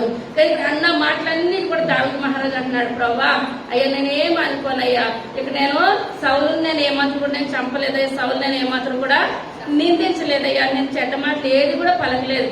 దావీదు ఎప్పుడు ఒకటే మాట అన్నాడు, దేవుని ద్వారా ఆశీర్వదించబడ్డాడు కనుక సౌలు నేను చంపకూడదు ఇదే మాట అనుకున్నాడు. కానీ అన్ని తెలుసుండి కూడా ఇప్పుడు సింగిల్ గా అంటే బాధ ఏం లేదు. ఇప్పుడు దావీదు కింద పనిచేసే వాళ్ళందరి ముందు కూడా తిడతా ఉంటుంటే దావీదు మరి బాధ వస్తుందా రాదంటారా? అప్పుడు రాజు కింద ఉన్నాడు. వయసు ఎంత చెప్పారండి? 61 సంవత్సరాలు. 61 సంవత్సరాల వయసు వాడిని అప్పుడు దావీదు మహారాజుకి ఏంటంటే ఆ గొర్రెలుగా పనిచేసినప్పుడు తగ్గించుకునేది రాజుకు తెలుసు, దావీదుకు తెలుసు. సింహాసనం ఎక్కిన స్థితి కూడా దావీదుకు తెలుసు. ఆ సింహాసనం దిగిపోయి కొడుకు తరుముకుంటూ వచ్చేతనే కొండలంటే గుట్టలంటే వెళ్ళిన పరిస్థితి కూడా దావీదుకు తెలుసు. ఒక్కొక్కసారి మనం పై స్థానానికి వెళ్ళడానికి కింద స్థానానికి రావడానికి చాలా ఫీల్ అవుతాం, చాలా బాధపడతాం. కానీ దావీదు ఎందులోనూ కూడా ప్రతిదీ నాయన ఆ స్థితిని కలిగి చేసిన వాడు నీవే, ఈ స్థితిని కలిగి చేసిన వాడు నీవే, ఇప్పుడు నన్ను నిలబెట్టిన వాడు కూడా నీవే. దేవుని నామానికి మహిమ కలగాలి తప్ప వేరేది ఏది కూడా లేదు. ఏదైనా నేను ఏ స్థితిలో అయినా సరే నేను మీకు ఏం చేయాలి, కృతజ్ఞతాస్తుతులు చెల్లించుకున్న కృపను నాకు దయచేయండి అని మనము చేసుకున్నాడు అంతవరకే. ఇప్పుడు తనలో ఎంతో బాధ ఉంది, ఆ బాధంతా చెప్పుకున్నాడంటారా కుమారుడికి. చనిపోయిన స్థితిలో తన కుమారుడికి చెప్పుకున్నాడంటే అక్కడ కొంతమంది అంటారు నేను ఎవరన్నా ఏమన్నా అంటే దులిపేస్తాను, నేను బాధపడనని అనుకుంటారు. మానవ జన్మ ఎత్తిన ప్రతి ఒక్కరికి బాధ ఉంటది, ఉంటుందా ఉండదంటారా? ఏంటంటే అది కొంతమందిని వ్యక్తపరుస్తారు, కొంతమందిని వ్యక్తపరచడు. అది ఇంటికి వచ్చేసిన తర్వాత తలుపులు వేసుకొని దేవుని సన్నిధిలో ఏం చేస్తారండి, నాయన ఇంతమంది ఇన్ని రకాలుగా మాట్లాడుతున్నారు, అందులో నా పొరపాటు ఏమీ లేదు ప్రభా, అయ్యా మీరు నన్ను క్షమిస్తే చాలు, లోకంలో ఏ మాత్రం కూడా నన్ను క్షమించదు. కన్నీరంతా ఎవరి దగ్గర వ్యక్తపరుచుకుంటారండి, దేవుని సన్నిధిలో వ్యక్తపరుచుకుంటారు. మానవుల దగ్గర ఎవరు కూడా వ్యక్తపరచుకోరు. మానవుల దగ్గర వ్యక్తపరచుకోవట్లేదని ఆమెకి ఏముండదు, బాధ ఉండదు, వేదన ఉండదు, ఏముండదు. తింటది తిరుగుతుంది. ఎవరు తిని తిరగరు, ఎవరు తగ్గ బాధను దేవుడు వాళ్ళకి ఉంటది. ఇప్పుడు దావీదు మహారాజు పరుగులు పెడుతుంటే తిడుతున్నాడు, బాధ పడ్డాడో పడలేదా? పడ్డాడు కనుకనే చివరి వయసులో ఎవరు చెప్పాడండి, తన కుమారుడు చెప్పుకున్నాడు. తర్వాతగా సామెతల గ్రంథము 21వ అధ్యాయం 23వ వచనం, నోటిని నాలుకను భద్రము చేసుకునేవాడు. చాలండి.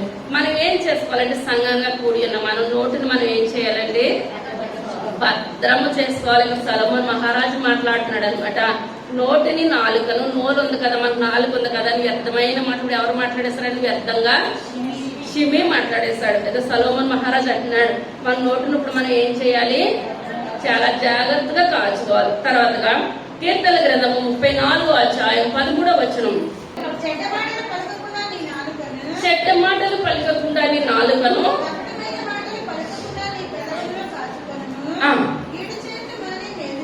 మేలు చేయము.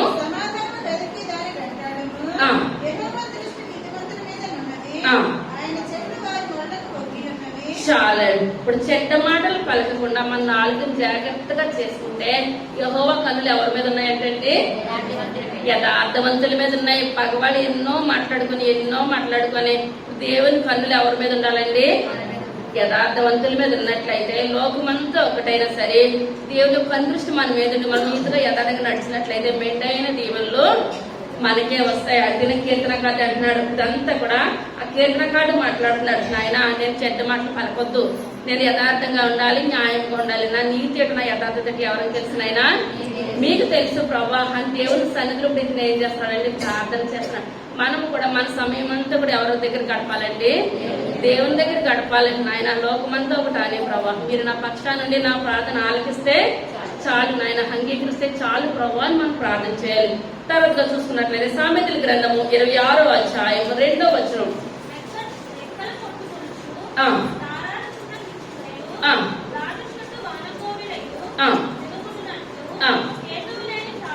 హేతువు లేని శాపము.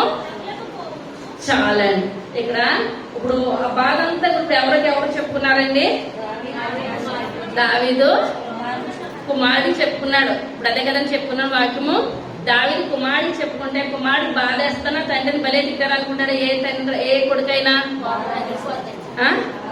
ఇప్పుడు మన పక్కింటి వారు ఎదురింటి వారు బాధపడరు, కానీ మన బిడ్డలు మన గురించి ఏం చేస్తారండి, బాధపడతారు. ఇప్పుడు తన తండ్రి అంతా కూడా తన కుమారుడికి చెప్పాడు, హేతువు లేకుండా నన్ను ఇన్ని మాటలు మాట్లాడాడంటే ఇప్పుడు ఆయన సామెతలో రాస్తున్నాడు, సామెతల గ్రంథంలో సొలొమోను రాస్తున్నాడు, ప్రభా ఆ యొక్క షిమి ఏం చేస్తాడు, హేతువు లేకుండా నా తండ్రిని తిట్టాడయ్యా. ఇప్పుడు అర్థమవుతుందా మీకు, హేతువు లేకుండా నా తండ్రిని తిట్టాడు. కానీ ఇక్కడ సొలొమోను మహారాజు ఏమంటాడంటే హేతువు లేకుండా తిట్టిన తిట్లు ఏమాత్రం కూడా తగలవు, ఆ ఒక్క తిట్టు కూడా నా తండ్రికి ఏమాత్రం కూడా తగలదు నాయన, మీరే చూసుకున్నారు. నా తండ్రికి వృద్ధాప్యం వరకు మీరు ఆశీర్వదించారు. దావీదు మహారాజు ఏ యుద్ధంలో చనిపోవడం కానీ, ఏ యుద్ధంలో ఓడిపోవడం కానీ ఎంత మాత్రమును కూడా లేనే లేదు. దేవుడే దావీదునంతగా ఆశీర్వదించినప్పుడు ఈ యొక్క షిమి అనుకుంటే ఎంత, అనుకోకపోతే ఎంత. కానీ ఒకవేళ ఏం మాట అన్నా, ఒకవేళ మనసులో మా తండ్రి బాధపడుతున్నాడేమో అని సొలొమోను అనుకుని హేతువు లేకుండా తిట్టిన తిట్లకి ఏ మాత్రం కూడా తగలదు నాయన. ఎందువల్ల ఈ తిట్టిన తిట్టిల్లో నా తండ్రికి ఏ తిట్టుతోటి సంబంధం లేదు. దేవుని నామానికి వందనాలు. తిట్టిన తిట్టుల్లో ఏ తిట్టు కూడా నా తండ్రికి సంబంధం లేదని మాట్లాడుతున్నారు. తర్వాత చూసినట్టు లేవికాండం 19వ అధ్యాయం 15వ వచనం, అన్యాయపు తీర్పు తీర్చకూడదు,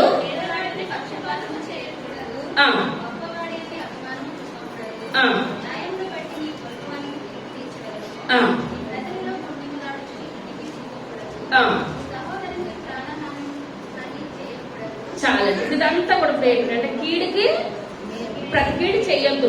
ఇప్పుడు ఏంటంటే వాక్యానికి ఒక సాదృశ్యము, కీడికి ప్రతి కీడి ఏం మాత్రం కూడా చెయ్యొద్దు అని ఆ యొక్క మూర్ఛ గారు మాట్లాడతారనమాట. ఇప్పుడు మనం ఏదైనా చేసినట్లయితే అది దేవునికి అప్పగించేయాలి. ఇప్పుడు వాళ్ళు 4 అన్నారంటే మనం 4 అంటే ఇందులో తేడా ఏమీ లేదు, వాళ్ళకి మనకి తేడా ఏమీ లేదు. కనుక ఇప్పుడు ఏంటంటే ఎన్ని చేయనివ్వండి. ఇప్పుడు మన సంఘంలో ఉన్నాం, మనం దేవుని సన్నిధిలో ఉన్నాం, మనం కీడికి ప్రతి కీడు ఏమాత్రం కూడా చెయ్యొద్దు. ఎవరు తీర్పు తీరుస్తున్నారండి? దేవుడు తీర్పు తీరుస్తున్నాడు. దేవుడే న్యాయాన్ని జరిగిస్తాడు. మళ్ళీ వాక్యంలోకి వచ్చేద్దాం. మొదటి రాజుల గ్రంథము 2వ అధ్యాయం 8వ వచనం,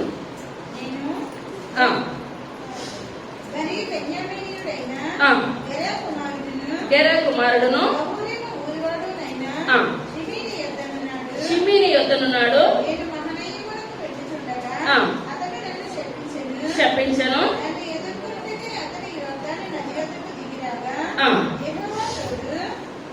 చదువు చదువు.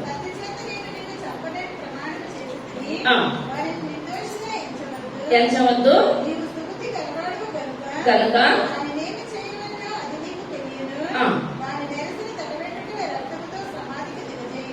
దిగజేయము. ఇప్పుడు ఇదంతా ఎవరి హృదయంలో ఉందండి? ఎవరి హృదయంలో ఉంది? దావీదు హృదయంలో ఉంది. ఎప్పుడైతే దావీదు హృదయంలో ఉన్నదో ఇప్పుడు నెరవేర్చాడని చెప్పాడా, నెరవేర్చడని చెప్పాడా? తండ్రి కొడుక్కి ఇప్పుడు మనకి ఏదైనా వృద్ధాప్యంలో లెగలేని వయసులో లేదా లెగిసినప్పుడే ఇప్పుడు మన బిడ్డలకి ఏదైనా మన చేత కాదు, అది మన వల్ల కాదు, మన బిడ్డల వల్లనే సాధ్యమవుతుంది. సాధ్యమవుతున్న విషయం మనకు తెలిసినప్పుడు చేసే పిల్లలకైతే చెప్తాం, చేయలేని వాళ్ళకైతే ఏమాత్రం కూడా చెప్పమన్నమాట. ఎందువల్లంటే నేను ఒక మాట అన్నానంటే నా బిడ్డలు ఏం చేస్తారు, నెరవేరుస్తారు, చేస్తారు అన్న వాళ్ళకే చేస్తాం. ఇక్కడ సొలొమోను నెరవేరుస్తాడని ఇప్పుడు ఎవరికి తెలుసు అండి? దావీదుకు తెలుసు. కానీ ఆ మాట చెప్పి చనిపోయాడు. లేకపోతే అప్పుడు బ్రతుకున్నాడు కదా, ముందు చెప్పొచ్చు కదా. ఒక్కొక్కసారి మనం బ్రతుకుండగా చెప్పినట్లయితే మాటలు గాలికి వెళ్ళిపోతాయి. ఎలా వెళ్ళిపోతాయండి? మన పిల్లలే ఉన్నారు, చేస్తానులే, ఎన్ని రోజులైనా చేస్తానులే, చేయను అని అనరు, చేస్తా అంటారు. కానీ ఇక్కడ ఇంకా అంత అవకాశం లేదు. ఇంకా దావీదు చేసుకునే విధానం లేదు. ముందు చెప్తే సొలొమోను కూడా గుర్తు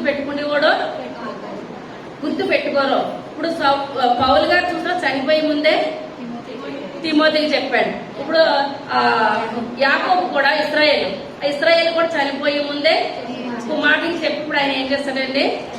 ఇప్పుడు పెద్ద కుమారుడు వచ్చి నాకు అటువంటి దీవెన వద్దని ఆయన 4గో కొడుకు ఇచ్చిన దీవెన నాకు కావాలని అనడానికి ఉంది ఇక్కడ లేదు. అనేసరి చనిపోయారు, అంతవరకే. అక్కడ రెండో ఆప్షన్ అంటూ ఇప్పుడు ఏపీ ఇచ్చాము, ఇది కాకపోతే అది కాకపోతే ఇది, అక్కడ రెండోది ఏది లేదు. వాళ్ళు ఇచ్చింది వాళ్ళు పుచ్చుకోవాలి అంతే.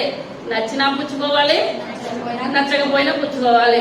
ఇప్పుడు ఇక్కడ కూడా చనిపోయే ముందు చెప్పేసి చనిపోయాడు. కానీ మా నాన్న చనిపోయే ముందు ఇంత చెప్పాడంటే ప్రాణాలు సొలొమోను నీ కుమార్తె బహుగా ఆశీర్వదిస్తారు, నీ బిడ్డలు బహుగా ఆశీర్వదిస్తారు. అలాగే ఏంటో అంటే ఏదో పట్టాన్ని వదిలేసేవాడేమో, కానీ ఒక్క మాట చెప్పి చనిపోయాడు. నేను ఇతను పిలిపించాలని అనుకొని ఇప్పుడు షిమీని ఇతను ఏం చేశాడంటే పిలిపించాడు. అదే అధ్యాయము 36వ వచనం, అతనికి ఈ మాట సెలవించాడు. పిలిపించాడంటారా? షిమీని పిలిపించి మాట్లాడుతున్నాడు. ఇప్పుడు సింహాసనం మీద ఉన్నాడు కనుక ఇప్పుడు షిమీ ఇప్పుడు ఏం చేయాలి? దొంగ దండాలు పెట్టాలి. ఎందువల్లంటే దావీదుకి ఎందుకు వచ్చేసరికి సింహాసనం ఎక్కడ అనుకొని దావీదుని తిట్టాడు. దావీదుని తిట్టిన తర్వాత మరలా ఇప్పుడు దావీదు ఏం చేయలేనా చేయొచ్చు. ఇప్పుడు అబ్షాలోము చనిపోయాడు యుద్ధంలో. దావీదు మరలా ఏం చేస్తాడు, సింహాసనము ఎక్కేశాడు. దావీదు మళ్ళీ సింహాసనం ఎక్కుతాడని అనుకోలేదు ఇతను. అర్థమవుతుందా? సింహాసనం ఇంకెక్కడ ఇంకా అయిపోయింది, కొండలాంటి గుట్టలాంటి ఇతను పని అయిపోయింది అనుకుని తిట్టాడు. కానీ ఇదంతా మైండ్ లో పెట్టుకున్నాడు. పెట్టుకున్న తర్వాత కూడా ఇతను సింహాసనం ఎక్కాడు. సింహాసనం ఎక్కిన కూడా ఇప్పుడు ఇతను జోలికి వచ్చాడా, షిమ్మె జోలికి వచ్చాడా? నీ మనస్తత్వం ఇది అనుకున్నాడు. ఎంతలో పెట్టాలి అందులో పెట్టాడంటే వదిలేసేస్తాడు. కానీ ఏ మాత్రం కూడా పిలవడం కానీ చేయడం కానీ తిన పని చేస్తున్నాడు, తన పని తను చేస్తున్నాడు. చేస్తూ ఉంటుంటే షిమ్మె అనుకొని ఉంటాడు ఇంకా దావీదు తిట్టిన తిట్లన్నీ కూడా మర్చిపోయాడు. అందరిలో తిట్టాను కదా, ఒకరిద్దరు ఉన్నప్పుడు అయితే నేను తిట్టలేదు కదా, జనాల్లో గుంపులో నేను తిట్టేశాను కదా, నా మాటలు మర్చిపోయాడు అని అనుకున్నాడు. కానీ దావీదు ఏమాత్రం కూడా మర్చిపోయి వాడైతే ఏది కూడా కాదనమాట. సొలొమోను అనగా ఇప్పుడు ఏంటండి, సమాధానము. ఇప్పుడు దేవుడు మనల్ని ఏం చేస్తున్నాడు, దేవుడు కూడా సమాధానానికి కర్త. ఇప్పుడు ఆ యొక్క దేవుడు మనల్ని ఎలాగ క్షమించి, ఇప్పుడు సొలొమోను కూడా ఇప్పుడు అతను క్షమించాడు, క్షమించి దగ్గర చేర్చుకున్నాడు. దేవుడు కూడా మన పాపాలన్నీ ఆయన మీదేసుకుని క్షమించి మనల్ని ఇప్పుడు ఏం చేస్తున్నాడంటే దేవుడు సంఘంలో చేర్చుకుంటున్నాడు. ఎలా చేర్చుకుంటున్నాడు, క్షమించిన మనం ఇప్పుడు ఎక్కడ కలవాలి, సంఘంలో కలవాలి. ఇప్పుడు దేవుడు కూడా మనం క్షమించి మనల్ని ఎక్కడ కలుపుతున్నాడండి, సంఘంలో కలుపుతున్నాడు. ఇప్పుడు ఇతను అనుకున్నాడు, అతను బ్రతుకున్నప్పుడే తండ్రి నన్ను ఏమి చేయలేదు కదా, ఆఖరి కుమారుడుగా నన్నేం చేస్తాడని అనుకున్నాడు. కానీ చనిపోయే మంది మాటలు చెప్పి చనిపోయాడు ఏమాత్రం కూడా షిమ్మికి తెలియదు. తర్వాత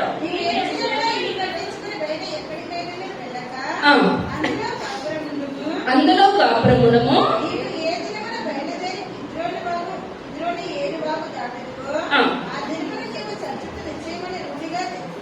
తెలుసుకొనము.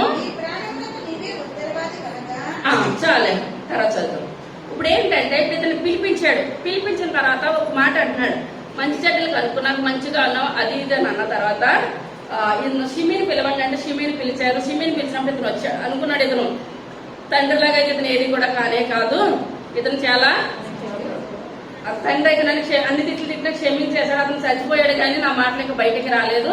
సరే ఇతను ఎందుకో పిలిచాడు, కొడుకు పిలిచాడు వెళ్దామని నేను వెళ్ళాడు. వెళ్ళిన తర్వాత ఒకటే మాట అన్నాడు అనమాట, యెరూషలేము అనగా ఏంటండి, సమాధానము. రొట్టెల ఇల్లు ఆక సమూయేలు అనగా సమాధానము. బిఎస్ఐ మనకి సమాధానానికి కర్త. బిఎస్ఐ మనల్ని ఎందులో చేర్చుకున్నాడు, ఇప్పుడే చెప్పాను, సంఘంలో చేర్చుకున్నాడు. ఇప్పుడు సొలొమోను కూడా ఇప్పుడు అతన్ని చేర్చుకోవాలని అని ఒకటే మాట అన్నాడు, నువ్వు బ్రతుకున్నంత కాలం కూడా యెరూషలేము అనగా సంఘాన్ని నువ్వు విడిచిపెట్టద్దు. ఆప్షన్ ఏమిచ్చాడండి, సంఘాన్ని నువ్వు ఎంత మాత్రం కూడా విడిచిపెట్టద్దు, యెరూషలేమును విడిచిపెట్టద్దు. నువ్వు ఎప్పుడైతే యెరూషలేమును విడిచిపెట్టేస్తావో నీ ప్రాణం నువ్వే ఉత్తరవాలి. నువ్వు యెరూషలేము విడిచిపెట్టావో నేను చంపేస్తాను. అర్థమవుతుందండి.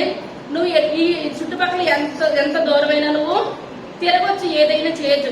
నువ్వు ఎప్పుడైతే యెరూషలేము దాటి ఒక అడుగు వేసావన్న మాట నాకు తెలిసిందని నేను ఏం చేస్తానో చంపేస్తానని ఎప్పుడైతే చెప్పాడో ఇప్పుడు ఏటో అనుకున్నా, నాకు మంచి స్థానం వచ్చేస్తేమో, లేకపోతే సొలొమోను పక్కన నాకు సింహాసనం వచ్చేది అనుకున్నాడో ఏమనుకున్నాడో, ఇతను వచ్చేసినది ఈ మాట చెప్పేటప్పటికి నెమ్మదిగా అతను ఏం చేస్తాడండి, తన ఇంటికి వెళ్ళిపోయాడు. తర్వాత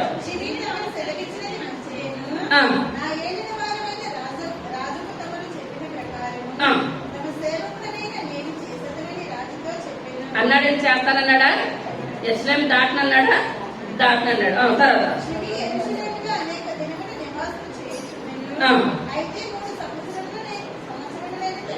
3 సంవత్సరాల వరకు మాట ఇప్పుడు అతని చేతిలో అతని మనసులో ఏమన్నదండి, జ్ఞాపకం ఉన్నది. 3 సంవత్సరాల వరకు కూడా ఇప్పుడు అతను ఏం చేయలేదు, ఏ మాత్రం కూడా దాటలేదు. మనం ఒక్కొక్కసారి సంఘంలో ఒక మాట ఇస్తాం, ఏమిస్తాము, ఎప్పుడు ఇచ్చినా ఇవ్వకుండా 31st నైట్ ప్రతి ఒక్కరు ఇచ్చేస్తారు మాట. ఎందువల్లంటే సంవత్సరం అంతా ఆయన దయాకిరీటాన్ని ధరింపచేసి మరొక నూతన సంవత్సరంలో అడుగు పెడుతున్నాం. ఆయన పాత సంవత్సరంలో గంట సేపు చేసాము, నూతన సంవత్సరంలో 2 గంటలు చేసేస్తాము.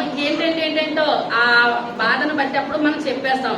ఒక నెల కూడా కానే కాదు, ఒక్కొక్కటి ఏదో నాయన అనుకున్నాను కానీ నా శరీరము కూర్చుంటే లేగలేను, లేస్తే కూర్చోలేను, నా సంగతి నీకు తెలవదా, మరి దేవుడు నీకు నరకాన్ని ఇచ్చేస్తానంటే మా ఆయన తెలవదా, మరి అప్పుడు ఒప్పుకుంటామా, అప్పుడు మనం ఒప్పుకుంటామా, మరి నించోలేము కూర్చోలేను, మరి పరలోక రాజ్యంలో మనమేం పని చేస్తామంటారు. అక్కడ దోతలతో సమానంగా మనం ఏం చేయాలి, ప్రతిగానాలు చేయాలి, సృజించాలి, ఆరాధించాలి, గంతులు వేయాలి. నువ్వేమీ చేయలేరు అంటున్నావు కదా, ముడుచుట్టు కూర్చొని అన్నదప్పుడు నువ్వు నరకంలో మనం ఏం చేయొచ్చు అండి? చక్కగా కూర్చొని అప్పుడు ఒప్పుకుంటావా? కానీ ప్రతి మాట కూడా కూడా సంఘము, ఆ గిరిశ్లేమ సంఘంలో 3 సంవత్సరాలు మంచిగానే ఉన్నాడు. తర్వాత అతను ఏం చేస్తాడండి, తన యొక్క మనస్తత్వాన్ని నిరూపించుకున్నాడు. ఆ మాటను విడిచిపెట్టేస్తాడు అనమాట. మనం ఎప్పుడైతే సంఘాన్ని విడిచిపెట్టేస్తామో సాతాను మనలోకి ఏం చేస్తుందండి, వచ్చేస్తుంది. మన సంఘంతో మనం ఏం చేయాలి? అతుకుపడి ఉండాలి. దేవుడిచ్చిన మాటతో మనం ఏం చేయాలి? అతుకుపడి ఉండాలి. తర్వాత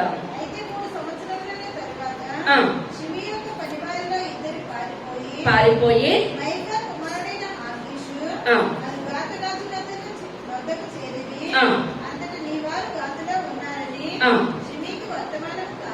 కాగా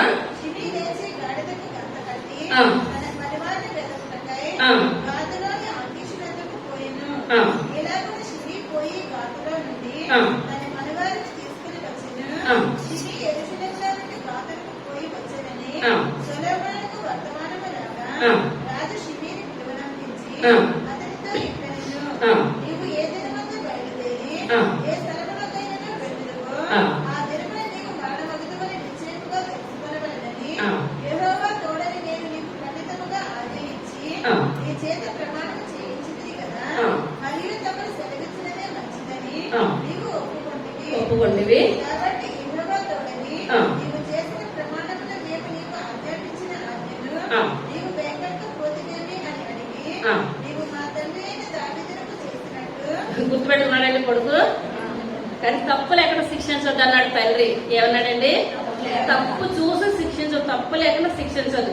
మనము కూడా దేవుని సన్నిధిలో ఇచ్చిన మాట కరెక్ట్ గా ఉన్నట్లయితే దేవుడు మనల్ని ఏమాత్రం కూడా శిక్షించడు.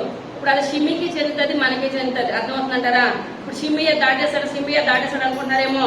ఆ మాట షిమ్మికి చెందుతుంది, సంఘంలో కూడా మనందరికి కూడా చెందుతుంది. మనం కూడా దేవునికి ఏ మాట ఇస్తున్నామో, ఏ మాటకు లోన్ అవుతలేదేమో, ఏ మాట కట్టుబడతలేదేమో, మనం 1 నెల ఉంటున్నామా, 2 నెలలు ఉంటున్నామా, 3 నెలలు ఉంటున్నామా, ఆ మాటకు నమ్మకంగా. ఇప్పుడు షిమ్మి ఎన్ని సంవత్సరాలు ఉన్నాడండి? షిమ్మి కాబట్టి 3 సంవత్సరాలు ఉన్నాడు. మనమైతే నెల కూడా ఉండట్లేదు. కానీ ఇక్కడ ఏంటంటే సంఘంలో కూడా మనం ఏ మాట మాట్లాడినా ఆ మాటను బట్టి దేవుడు మనకు తీర్పు తీరుస్తాడు. అవునంటారా? మనం ఏది పలుకుతున్నామో మన అంతరంగా మనకి తెలుసు, దేవునికి తెలుసు. మనం అనుకున్న మాట అనుకున్నట్టు దేవదూతలు పైకి పట్టుకుని వెళ్ళి దేవుని సన్నిధిలో పెడతాయి. దేవుని సన్నిధిలో పెట్టినప్పుడు నాయన మీకు పలానా మాట ఇచ్చాను కదా నాయన, ఆ మాటకు నేను నెరవేర్చిన కృపను నాకు దయచేయండి. నేను ఏదైనా వాక్యం చదువుతున్నారంటే పక్క వాళ్ళు చడిసి ఎదురు సేమ్ కాలే చెయ్యెత్తేస్తారని చెయ్యెత్తద్దు. మనం ఎవరికి జడవాలి? దేవునికి జడవాలి. మనం ఆ కార్యం మనం నించున్నట్లయితే, మనం ప్రార్థన చేసినట్లయితే చేస్తారని చెయ్యెత్తాలి. వాక్యం చదివితే వాక్యం చదివినట్టు చెయ్యెత్తాలి. నలుగురు ఏమనుకుంటారు అన్నది ఏది కూడా చెయ్యొద్దు. ఎందువల్లంటే మన మాటకు మనమే ఉత్తరవాదులు. ఏంటండి? మన మాటకు మనమే ఉత్తరవాదులు. మనం ఏది మాట్లాడతామో దాన్ని బట్టి దేవుడు తీర్పు తీరుస్తాడు. మనం గుళ్ళో ప్రతిదానికి చెయ్యొద్దేస్తాం. దేవుడు భలే ఉంటుందని నేను అనుకోవచ్చు, సంఘం అనుకోవచ్చు, కానీ దేవుడు ఏమాత్రం కూడా అనుకోడు. హృదయాంతరంగాలు ఎరిగినటువంటి గొప్ప దేవుడు. 3 సంవత్సరాలు అయిపోయింది కదా, దేవుడు సొలొమోను మర్చిపోయాడేమో అనుకుంటూ షిమి అనుకున్నాడు, కానీ సొలొమోను మర్చిపోయాడా? సొలొమోను ఏమాత్రం కూడా మర్చిపోలేదు. ఇప్పుడు అంటున్నాడు, నా తల్లి విషయంలో నువ్వు చేసావు కదా, అప్పటి నుంచి కూడా నేను కన్నేస్తున్నాను. నా తండ్రి ఎంత కన్నీరు కార్చాడు, అంత పలికిపడున్న మనిషి ముందు నువ్వు ఆ రకంగా అంటావా? ఎన్ని మాట్లాడుకున్న షిమికి ఇప్పుడు ఏమైనా సమాధానం ఉందంటారా? సమాధానం ఎంత మాత్రం కూడా లేదు. ఇప్పుడు అతను ఏం చేశాడండి? చంపేసేస్తాడు. చంపొద్దు అనడానికి కూడా ఏది కూడా షరతులు లేవు. ఎందువల్లంటే ఒక సంఘంలో ఇప్పుడు సొలొమోను క్షమించాడా? తండ్రి మాట్లాడినా సరే, ఇప్పుడు జీవితకాలం అలాగే యెరూషలేములో ఉండిపోయినా సరే అతను చనిపోపోతుడేమో, చనిపోడు, మంచిగానే ఉంటాడు. కానీ ఇతను అంటున్నాడు, తండ్రి అన్నాడు ఒక మాట, దోషం లేకుండా అతను నువ్వేమాత్రం కూడా చంపొద్దు. దోషం చూస్తే మనం చంపాలి. ఇప్పుడు మనం కూడా ఏదైనా ఒక తీర్మానం చేస్తాం దేవుని సన్నిధిలో. ఆ తీర్మానం ఎవరైనా వెనకపోయినా మొట్టమొదటిగా సాతాను వినేస్తుందండి. మనం గట్టి నిర్ణయం తీసుకున్నాం అనుకోండి, నేను ఇంత కాదు అంత కాదు నువ్వు చేస్తున్నావంటే పక్కింటి ఆవిడే చేయదు, నువ్వు చేస్తున్నావా, వాళ్ళు చేయరు, నువ్వు చేస్తున్నావు, ఎవరు గొడవ మనకు అనవసరం. అవునంటారా? మనము తిన్నామంటే మనకే కడుపు నిండుతుంది, పక్కింటి వాళ్ళు కడుపు నిండుతుంది అంటారా? మనం చేసిన ప్రార్థన మనకే. ఎన్ని తరాలండి ప్రార్థన? 1000 తరాలు బిడ్డ తరాలు ఎదుటి వాళ్ళతో మనకొద్దు, పక్కింటి వాళ్ళతో మనకొద్దు, ఎవరు గొడవ మనకొద్దు. మనం ప్రార్థన చేయాలి. షిమి పక్కకి జరిగాడు, షిమికే వచ్చిందా, పక్కింటి వాళ్ళకి ఎదురింటి వాళ్ళకి వచ్చిందా మరణము? షిమికే వచ్చింది. కనుక మనం ఒక తీర్మానం సంఘంలో తీసుకున్నట్లయితే ప్రభా నెరవేర్చే శక్తిని నాకు దయచేయండి ప్రభా. ఎందువల్లంటే అది తీర్పు దినాన నేను మాట్లాడిన మాట మీ యొక్క సన్నిధిలో యథార్థంగా నిలబడాలి, న్యాయంగా నిలబడాలి. ఆ యొక్క దినాన మనం తలదించుకోవడానికి ఏది కూడా ఉండకూడదు. మనం తలెత్తుకుని తిరగాల. మనం నిజమైన దేవుని బిడ్డలము, మనం న్యాయంగా యథార్థంగా జీవిస్తున్నాం కనుక మనం ఏది సంఘంలో సెలవిచ్చినట్లయితే అది మనం ఏం చేయాలండి? నెరవేర్చాలి. దేవుని నామానికి మనం ఏం చేయాలి? మహిమ తెచ్చినట్లయితే షిమికి జరిగిన స్థితి మన జీవితంలో కానీ, మన బ్రతుకుల్లో కానీ, మన బిడ్డల జీవితం కానీ ఎంత మాత్రం కూడా ఉండేది. ఒక మంచి తీర్మానం తీసుకోండి. యొక్క దినాన్ని ప్రభా నేను వారం సమయాన్ని నేను మందిరానికి వస్తాను నాయన. మీ యొక్క వాక్యం దినదినము చదువుతాను, మీ యొక్క సన్నిధిలో దినదినము ప్రార్థన చేస్తాను. అడ్డిగా నేను ఉంటాను ప్రభా. ఎందువల్లంటే ఇక్కడ నలుగురు చూస్తున్నారని మాట ఇచ్చేసిన తర్వాత పైన నాయన ప్రతి మాట ఇప్పుడు ఏముంటది? తీర్పు ఉంటుంది. తీర్పు దినాన్న ఒక మాట పొల్లైనాను, ఒక మాట తీసివేసిన ఒక మాట కలిగినా శాపగ్రస్తం అయిపోతాం. ఒక మాట తీయొద్దు, ఒక మాట కలిపోదు. యథార్థంగా న్యాయంగా నేను ఉంటాను ప్రభా. చివరి వరకు నా జీవిత కాలం అంతా మీ యొక్క సన్నిధిలో జీవిస్తాను. ఈ యొక్క వారం అంతా కూడా ఈ వారానికే పెడుతున్నాను. ఈ వారం అంతా మా ఇంట్లో కుటుంబాలకు ఉంటుంది నాయన. ఈ వారం అంతా నేను వాక్యం చదువుతాను, ఈ వారం అంతా నేను ప్రార్థన చేస్తాను అన్నవాళ్ళు మాత్రమే పైకి వేసి నిలబడండి. మిగిలిన కూర్చోండి. ఎవరి తీర్పు వాళ్ళకే. వాళ్ళు చూస్తారు, వీళ్ళు చూస్తారు, ఎంత మాత్రం కూడా వద్దు. చేస్తాను అని అనుకున్న వాళ్ళు నిల్చోండి, చేయను అనుకున్న వాళ్ళు మాత్రము కూర్చొని వాడు. సర్వశక్తి కలిగిన తండ్రి, కృప కలిగిన తండ్రి, దయ కలిగిన ఆయన మీ యొక్క దయ కలిగిన శ్రేష్టమైన నామాన్ని బట్టి ప్రభా లెక్కలేని వందనాలు స్తోత్రాలు స్తుతులు చెల్లించుకుంటున్నాను తండ్రి. జీవం కలిగిన దేవుడు నాయన, జీవాధిపతి అయిన దేవుడు ప్రభా. అయ్యా నాయన యాకోబు నాయన, అయ్యా ఇశ్రాయేల్ గా మారి నాయన వృద్ధాప్యంలో తన బిడ్డలతో నాయన పలికించాడు ప్రభా. ప్రతి ఒక్క మాటను బట్టి నాయన బిడ్డలకు జరిగింది బాబు మీకు వందనాలు. అయ్యా పౌలు గారు మాట్లాడుతున్నారు నాయన తిమోతి గారితో. అయ్యా నేను మనిషి పోరాడాను. అయ్యా విశ్వాసాన్ని నాయన చేపట్టాను. నేను జీవకిరీటం పొందుకున్నాను. నాకు ఇలాగే బిడ్డలందరూ జీవకిరీటం పొందుకోవాలని ఎదురు చూస్తున్నాను బాబు మాట్లాడారు నాయన. అయ్యా దావీదు మహారాజు నాయన ప్రతి ఒక్క బాధ తన కుమారుడితో చెప్పుకుంటున్నాడు ప్రభా. అయ్యా ఎందువల్లంటే వృద్ధాప్యంలో బిడ్డలే కిరీటాలు ప్రభా. అయ్యా ఏ విషయమైన మంచమని చెడ్డామని బిడ్డలతో విన్నవించుకుంటారు ప్రభా. అయ్యా దావీదు తన బాధంతి నాయన సొలొమోను మహారాజుతో చెప్పుచున్నాడు తండ్రి. అయ్యా నాయన సొలొమోన అయ్యా నాకు వాళ్ళు అలా సహాయం చేశారు, వీళ్ళు ఎలా సహాయం చేశారు. అయ్యా బర్జలై పరుపులు పట్టుకొచ్చాడు, ప్రతి మనకి తినడానికి ఆహారం పట్టుకొచ్చాడు. అయ్యా నాయన షిమ్మి అయితే నాయన రాళ్లతో రువ్వాడు, దాన్ని కళ్ళ నీరు పెట్టుకున్నాడు ప్రభా. అయ్యా తన తండ్రి కళ్ళ నీరు పెట్టుకున్నప్పుడు ఆయన కుమారుడు చూడలేకపోయాడు ప్రభా. ఆయన ఒకటే ఒక మాట అన్నాడు నాయన. అయ్యా నాయన కారణం లేకుండా అతను ఏది చేయదు, కారణాన్ని బట్టి చంపమని చెప్పినప్పుడు ప్రభా. అయ్యా సొలొమోను మహారాజు తను పిలిచినప్పుడు ప్రభా. అయ్యా నాయన బాబు అయ్యా యెరూషలేము సంఘానికి సాదృశ్యం ప్రభా. అయ్యా సంఘంలో ఉన్నంతసేపు అతను ఎవరు ఏమి చేయలేకపోయారు. అయ్యా సంఘము దాటి బయటకు వచ్చాడు ప్రభా. అయ్యా చేరీతి వాగు దగ్గరికి వెళ్ళాడు తండ్రి.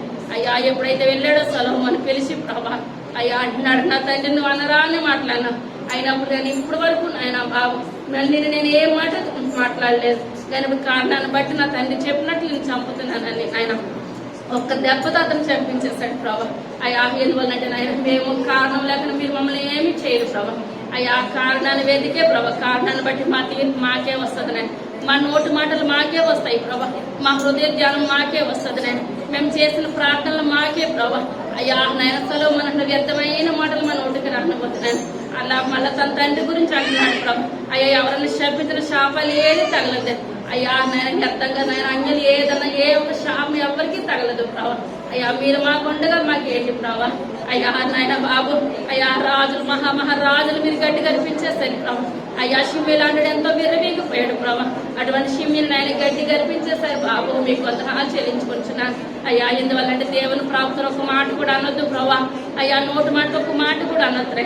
దావీదు మహారాజు 16 సార్లు సౌలు దొరికినప్పటికీ ఒక్కసారి కూడా దావీదు మహారాజు నాయన సౌలను చంపలేదు ప్రభా.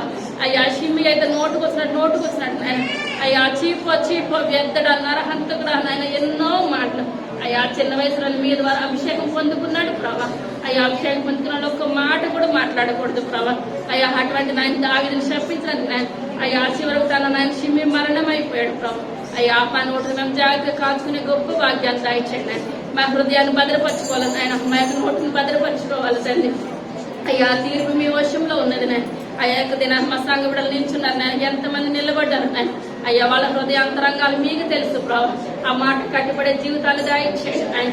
అయ్యా ప్రతి కుటుంబంలో కుటుంబారాధన ఉండాలి నాయన. అయ్యా ప్రతి కుటుంబంలో నన్ను ఏకాంత ప్రార్థన ఉండాలి నాయన. ప్రతి ఒక్కరు బైబిల్ చదవాలి నాయన. అయ్యా మీ యొక్క రాకడ దగ్గరలో మేము ఉన్నాం ప్రభావ. గ్రంథాలు ఎత్తబడతాయి తండ్రి నాయన. ప్రతి ఒక్క హృదయంలో నాయన బాబు మీ యొక్క మాటలు భద్రపరచుకునే గొప్ప భాగ్యాన్ని దాయించండి అయ్యా. మరి నాయన ప్రతి ఒక్క మాట హృదయంలో భద్రపరచుకున్నది నాయన. అయ్యా మేము ప్రతి ఒక్క మాట మా హృదయంలో భద్రపరచుకునే గొప్ప భాగ్యాలు దాయించండి అయ్యా. విన్న వాక్యం వృధాగా పోనవద్దు ప్రభా. మా హృదయాల్లో నాయన మేము భద్రపరచుకొని అయ్యా మీ యొక్క రాకడ పర్యంతరం నాయన నమ్మకంగా యథార్థంగా తీర్చి గొప్ప కృపను ధన్యతను దాయించండి. త్వరగా రాబోతున్న ఏ సైనా వెలువెడుకొచ్చున్నాము తండ్రి. హల్లెలూయా.